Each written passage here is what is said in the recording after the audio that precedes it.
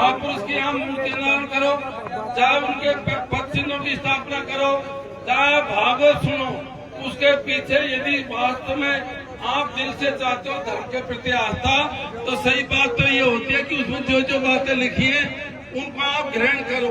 आपने 7 रोज तो सप्ताह सुनी है, खूब पैसा खर्च किया है और खूब आपने धर्म किया है, चाहे कोई गलती किसी की भी हो, लेकिन मुझे नहीं लगता कि आपने इतना करोड़ रुपए खर्च करने के बाद में भी आप में कोई सुधार हो। कोई होता मैं होता हूँ साथियों, मेरा निवेदन सुन लो, हजारों साल से आप धर्म कर रहे हैं, और भी समाज के लोग, इसमें सभी समाजों का सहयोग है। पूज्य समाज का भी हमने सम्मान किया, सैनी समाज का, बढ़िया ब्राह्मण, जो भी समाज के सहयोग है, और मीणा समाज का विशेषकर सहयोग रहा होगा। लेकिन मैं समझता हूँ कि आप अरे कम से कम जो समाज तुम्हारे सहयोगी है उनसे ही शिक्षा ले लो। मेरे हिसाब से चिल्लाने वाला में और समाज का एक भी व्यक्ति नहीं हो। कृपा करके जो समाज को सही दिशा नहीं मिलती, मैंने बताया इन सब चीजों के पीछे एक मूल भावना होती है। आप चाहे कितना हेलीकॉप्टर से फूल बरसा लो, आप चाहे कितना कर लो, कितने जयकारा लगा लो, वो लगा लो, लेकिन जब तक आप अनुशासित नहीं होंगे, जब तक आप संस्कारित नहीं होंगे, इन सब बातों का कोई महत्व है ही नहीं। क्यों ऐसा बात नहीं करते हो? हर आदमी अलग अलग फॉलोअर, कोई मेरा भगत हो सकता है, कोई डॉक्टर साहब का हो सकता है, कोई विक्रम का हो सकता है, कोई ममता का हो सकता है, कोई भजनलाल का हो सकता है, कोई और अशोक गहलोत साहब का हो सकता है। लेकिन धर्म का मामला है, वहाँ कोई किसी का फॉलो नहीं होता। आपकी आस्था केवल धर्म के प्रति है, तो आपको संस्कारित होना चाहिए। सारी बातों में मिट्टी करते हो, मैंने ज्यादातर देखा है। हम बड़े जोर से स्टार्ट करते हैं, उगाई करते हैं, भागते हैं, दौड़ते हैं, सब काम करते हैं, और लास्ट में अधिकतर धर्मों में मिलेगा, लास्ट में हम सबके सब उल्टे सीधे काम करके दूतम पैदा करते हैं। क्या यही धर्म है? क्या ये तुम्हारे संस्कार है? इसलिए मेरा निवेदन है, आपको जो भी भावना है, चाहे भागवत करियो, चाहे आपने आपके पैरों की वो स्थापना करियो, चाहे आपने चादर उड़ाई हो, सब चीजों के पीछे मेन एक भावना है, आप उनसे शिक्षा ग्रहण करिए, आप उनके हिसाब से चलिए, आप संस्कारित होइए, आप अनुशासित रहिए, और ये सब बनाने के बाद में भी खाली इसी से आपकी पास नहीं पड़ने वाली। ये काम आप हजारों साल से कर रहे हो। सबसे बड़ा काम है शिक्षा। बिना शिक्षा कुछ नहीं है। आज हम भाषण दे रहे हैं, इस शिक्षा के पीछे दे रहे हैं। मैं इनसे कह रहा था, जैसे मैं उतरा, हमारे जिला प्रमुख ये मिले थे गिरिराज, मैं कि यार आप तो ज्योतिबा फुले के वंशज हो, आपने शिक्षा की बात करी कि नहीं करी? इनकी सामने खाई तो ही पल्ले पड़ेगी। देख रहा हूं जितनी मैं चाहे मानूंगा सही, देखो जब तक गाड़ी के चारों टायर सही नहीं होंगे गाड़ी नहीं चल सकती। धर्म का पहिया भी होना चाहिए, शिक्षा का पहिया भी होना चाहिए, बिजनेस का पहिया भी होना चाहिए, और समाज को संस्कार का पहिया भी होना चाहिए। एक चीज में तो आप कितनी आगे बढ़ जाओ, आपकी गाड़ी वहीं घूमती रहेगी, आगे नहीं बढ़ेगी। मैं आपसे उम्मीद करता हूं, उम्मीद क्या करो, आपने तो अभी दिखा दी सभी। मैं कभी गलत बात नहीं करता, किसी को अच्छी लगो तो ठीक, बुरी लगो तो ठीक। हम भी भगवान को मानते हैं, हम भी ईश्वर को मानते हैं, हम विश्वासी भी हैं, लेकिन अंधविश्वासी नहीं, और अंधविश्वासी होना भी नहीं चाहिए। और आप क्या बातें करते हो? छोटी छोटी बातों को लेकर के आपने इतनी मेहनत करी, महीने भर तक आपने दिन रात एक किया, सारा काम किया, और सारा काम करने के बाद में मैं जब जानूंगा, सब युवा साथी आप भी सुन लो, पटेल तुम भी सुन लो, जितनी मेहनत तुमने इस पे करी है, इतनी मेहनत वर्तमान में जो हमारा समाज जा रहा है उसमें भी करिए। जितनी मेहनत आपने इसमें करी है, इतनी मेहनत आप शिक्षा पे भी करिए, इतनी मेहनत आप रोजगार पे भी करिए। जो लड़के नशा प्रवृत्ति की तरफ बढ़ रहे हैं, उसकी तरफ बढ़ रहे हैं, उसमें भी करिए, और समाज को सही दिशा दीजिए। थोड़ी ठंड पीजिए। हम अरे करोड़ों रुपए खर्च, अभी मैंने देखा था कि अपने भागवती के मानसरोवर में करोड़ों रुपए खर्च हुए थे।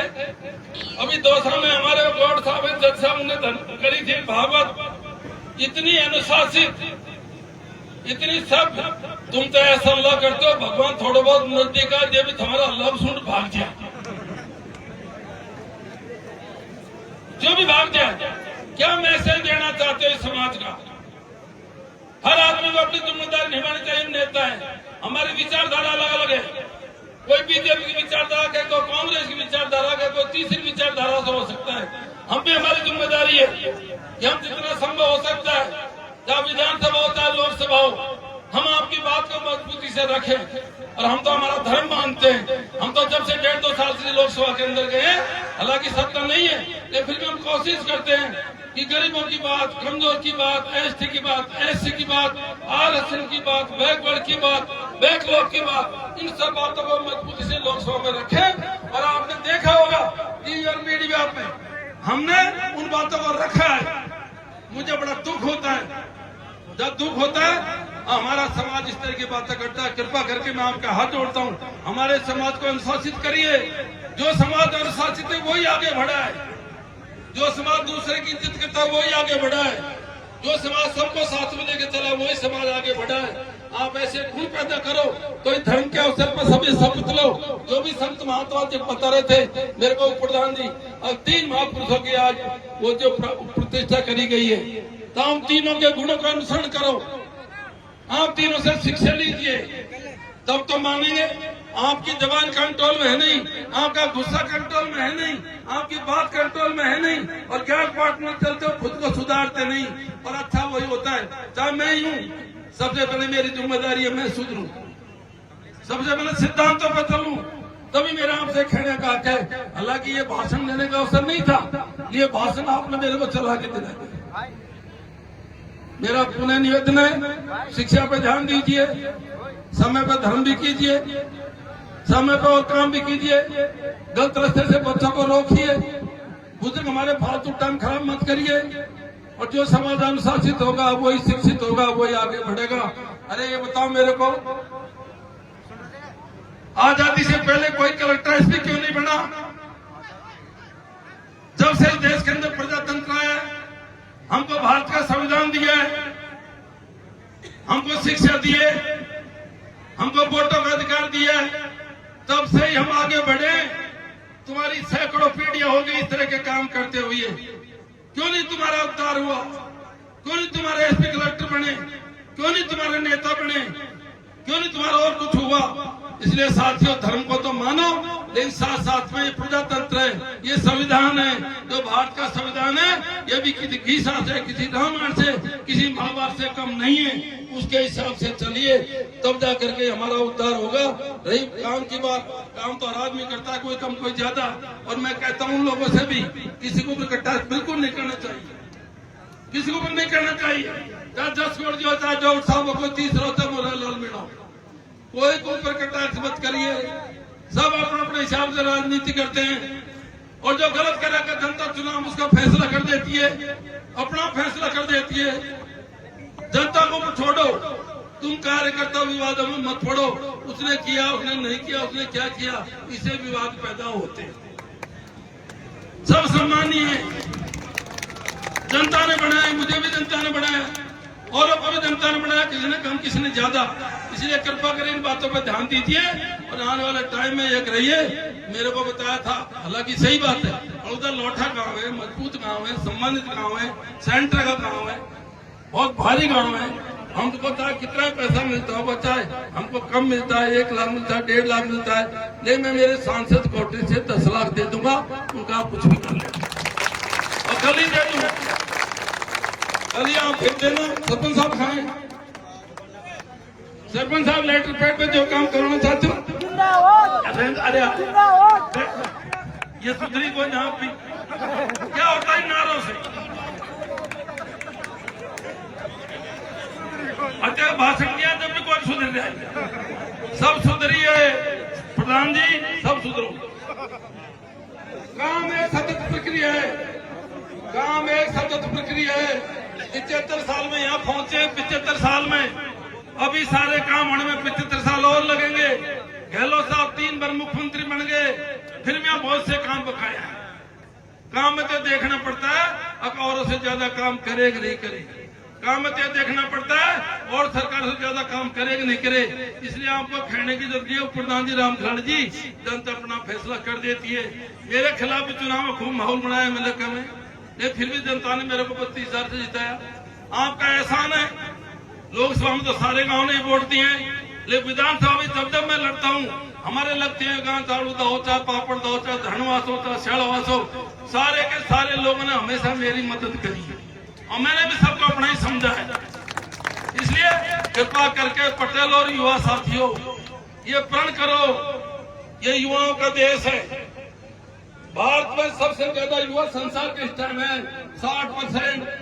चीन में कभी युवा हुआ करते थे 60%, 80-85 में। आज वो वर्ल्ड का सबसे संपन्न देश है। आज भारत युवाओं का देश है। हमने हमारी ऊर्जा का सदुपयोग नहीं किया, हम रास्ते पे नहीं चले तो देश तो पिछड़ेगा ही पिछड़ेगा। लेकिन जिस घर के बच्चे काम नहीं करते हैं, डोलते हैं, वो घर भी पिछड़ेगा। इसलिए जिस घर में 5 बच्चे हैं, 5 कमाते हैं, और जिस घर में 5 बच्चे हैं, 2 डोलते हैं, 3 गुल्ले डंडे खेलते हैं, 1 कमाता है, तो संपन्न घर वही होगा जिसके 5 बच्चे कमाते हैं। और मैं तो मुझे कहने में कोई गुरेज नहीं है सैनी समाज के लोगों से शिक्षा लेना। कितनी जमीन है इन लोगों के पास में, कितने कर्मचारी हैं इनके पास में, कभी किसी को परेशान नहीं करते और अपने बिजनेस में बिजी रहते हैं। यही कारण है कि आज सैकड़ों एक रोज बात कर चल रहे दिखाए ऐसे ही, तो मैं सैकड़ों सैनिक ऐसे विदेश तक पत्र सप्लाई करते हैं। इसलिए कृपा करके मेरा सबसे निवेदन है, बैलेंस रखिए। हमारे समाज में जो नेता अनुशासित होता है उसको क्या कहते हैं, ये नेता तो डरपोक है। जो नेता अनुशासित होता है क्या कहेंगे, ये तो डरपोक है, इसमें तो दम नहीं। आगे बढ़ने के लिए अनुशासित चाहिए और कोई किसी के समर्थित है, कोई किसी के प्रति भावना सही रखता तो क्या कहते हैं, ये गुलाम है। बहुत सी ऐसी बातें हैं, मैं बताना नहीं चाहता। अभी तो धार्मिक आयोजन है, मेरा आप सबसे निवेदन है, आप सबने 36 कौम ने मिलकर के काम किया, बहुत अच्छा काम किया। यही सार्थक जब ही होगा जो 7 दिन में भागवत सुनाई गई है उससे आप शिक्षा ग्रहण करना। जो सद्भावना की बात की है उनसे शिक्षा ग्रहण करना। और जो संत महात्मा रहे थे उन्होंने जो जो संत आपको सुनाए थे, खाली देखा नहीं, ये परोस रहा तो मैं भी परोस रहा हूँ, ये चंदा दे रहा तो मैं भी चंदा दे रहा हूँ, ये काम कर रहा तो मैं भी काम कर रहा हूँ, ये फाना कर रहा है मैं भी कर रहा हूँ। हम केवल ईर्ष्या मेरे होटल पे काम करते हैं, होटल ईर्ष्या पे काम मत करिए। आप दिल से काम करिए और सकारात्मक काम करिए, आप अनुशासित काम करिए, आप अच्छी शिक्षा ग्रहण करिए और गलत रास्ते से हमारे बच्चों को रोकिए, तो निश्चित ही समाज का भला होगा, क्षेत्र का भी भला होगा। आपने मुझे बुलाया, कल मेरे को आने का अवसर नहीं मिला, मुझे कहने में कोई गुरेज नहीं, लाखों रुपए बर्बाद। आप ये बताओ, तुम्हारे ऊपर कल हेलीकॉप्टर फूल उड़ाया? अरे जिनके ऊपर फूल पड़ेगा वो तो चुप रहो, सीख लो। कम से कम जिनके ऊपर संत महात्मा के फूल पड़े वो तो शिक्षा ग्रहण करके सीख लो। नहीं क्यों उस हेलीकॉप्टर को खराब किया, क्यों उन फूलों को खराब किया, क्यों इस पैसे को खराब किया, क्यों 7 दिन की भागवत खराब करी। इसीलिए कृपा करके फिर निवेदन कर रहा हूँ आपसे, समाज को अच्छी दिशा देनी है तो अनुशासित रहना है, शिक्षा ग्रहण करनी है, बिजनेस करो, धंधा करो, शांत रहो और 36 कौम को साथ में लेकर चलो। आप सबको बहुत बहुत धन्यवाद। जय हिंद, जय भारत, राम राम साहब।